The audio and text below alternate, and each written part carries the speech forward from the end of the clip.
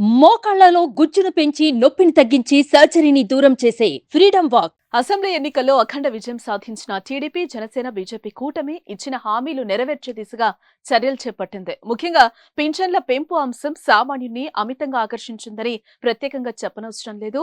వృద్ధాప్య పింఛన్ 4,000, దివ్యాంగులకు 6,000కు పెంచుతామని హామీనిచ్చారు కూటమి నేతలు. ఏప్రిల్ నెల నుంచే పెరిగిన సామాజిక భద్రతా పింఛన్లను అందిస్తామని హామీ ఇచ్చింది. పెరిగిన పింఛన్ జూలై 1న అందించేందుకు అధికారులు కసరత్తు చేస్తున్నారు.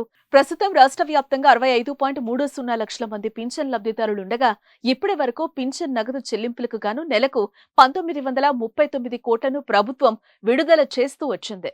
ఏప్రిల్ నుంచే 4,000 పింఛన్ పెంపు అమలు చేస్తే ఒక్కొక్కరికి 7,000 చొప్పున జూలై 1న పింఛన్ పంపిణీ చేయాల్సి ఉంటుంది.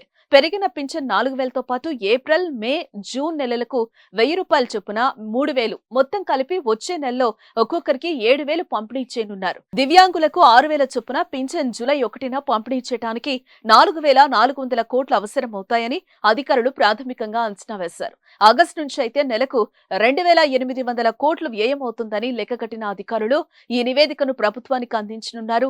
దివ్యాంగ పింఛన్దారులు రాష్ట్ర వ్యాప్తంగా 8 లక్షల మంది ఉన్నారు. వీరికి ప్రస్తుతం 3,000 పింఛన్ అందిస్తున్నారు.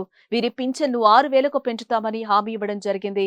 పూర్తి స్థాయిలో వైకల్యానికి గురైన వారికి నెలకు 15,000, కిడ్నీ, తలసేమియా వంటి దీర్ఘకాలిక వ్యాధిగ్రస్తులకు నెలకు 10,000 పింఛన్ అందిస్తామని కూటమి మేనిఫెస్టోలో పేర్కొంది.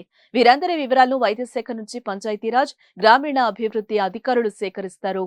ఎస్సీ, ఎస్టీ, బీసీ, మైనార్టీలకు కూడా 50 ఏళ్లకే పింఛన్ అమలు చేస్తామని ఉమ్మడి మేనిఫెస్టోలో ప్రకటించారు.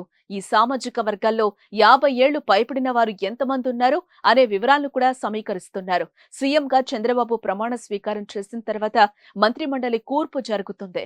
ఆ తర్వాత రాష్ట్రంలో కూటమి సర్కార్ పాలన కొనసాగుతుంది. అనంతరం జూలై 1న పింఛన్ పంపిణీ సాధ్యాసాధ్యాలపై సర్కార్ నిర్ణయం తీసుకునే ఛాన్స్ ఉంది. సుమన్ టీవీలో మీ పర్సనల్ అండ్ బిజినెస్ ప్రమోషన్స్ కోసం కింది నెంబర్కి కాంటాక్ట్ చేయండి.